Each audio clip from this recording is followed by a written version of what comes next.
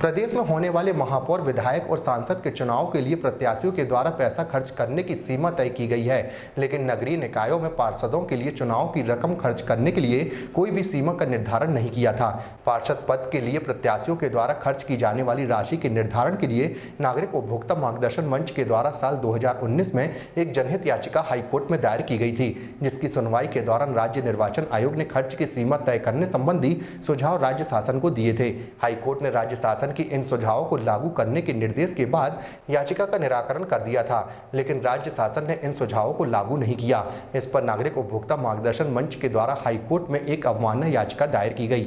High court ने इस संबंध में राज्य शासन को नोटिस जारी कर जवाब मांगा था। हाईकोर्ट के नोटिस के बाद राज्य शासन ने राज्य निर्वाचन आयोग के द्वारा किए गए सुझावों को लागू करते हुए उन्हें कानून का दर्जा देते हुए तुरंत प्रभाव से लागू कर दिया है।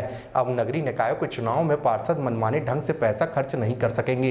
इस संबंध में प्रदेश सरकार ने गजट नोटिफिकेशन जारी कर हाईकोर्ट में अपना पक्ष प्रस्तुत किया है। याचिकाकर्ता रजत भार्गव ने बताया कि नगरीय निकायों में प्रत्याशी धन बल से मतदाताओं को प्रभावित नहीं कर सकेंगे। इसमें तो बहुत अच्छा जवाब सरकार ने दिया है। मैं आपको थोड़ा सा इसका बता दूं विस्तार में। जिस प्रकार हमारे यहाँ जितने भी चुनाव होते हैं, चाहे महापौर के हों, चाहे विधायक हो या सांसद के हों, इन सब की खर्च सीमा तय होती है कैंडिडेट के खर्च करने की। हमारे नागरिक उपभोक्ता मार्गदर्शक मंच में श्री पीजी नाच पांडे और मैंने रजत भार्गव ने मिलकर एक जनहित याचिका माननीय उच्च न्यायालय में 2019 में लगाई थी। उसमें हमने ये कहा था कि जिस प्रकार अन्य चुनावों के लिए खर्च सीमा तय है, उसी प्रकार पार्षदों का भी चुनाव व्यय की खर्च सीमा तय की जानी चाहिए। तो माननीय उच्च न्यायालय ने इसको गंभीरतापूर्वक लिया, सरकार को नोटिस जारी किया और इसमें राज्य निर्वाचन आयोग ने सुझाव बना के सरकार को भेजे भी कि आबादी के हिसाब से नगर निगम, नगर पालिका, नगर परिषद के जो भी पार्षदों के प्रत्याशी होते हैं उनकी खर्च सीमा इस तरीके से तय की जानी चाहिए। मगर सरकार ने इसमें ध्यान नहीं दिया। हमने उसके बाद इसमें कंटेम्प्ट दायर किया।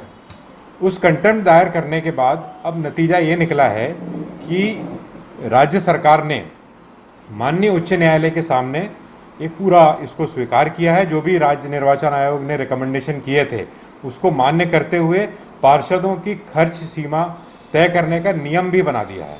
अब ये कानून बन गया है। अब भविष्य में जब भी हमारे नगरीय निकाय के चुनाव होंगे तो पार्षदों की जनसंख्या के आधार पर जो राज्य निर्वाचन आयोग ने अनुशंसा की थी, खर्च सीमा तय हो चुकी है और इसके लिए हम माननीय उच्च न्यायालय को, राज्य शासन को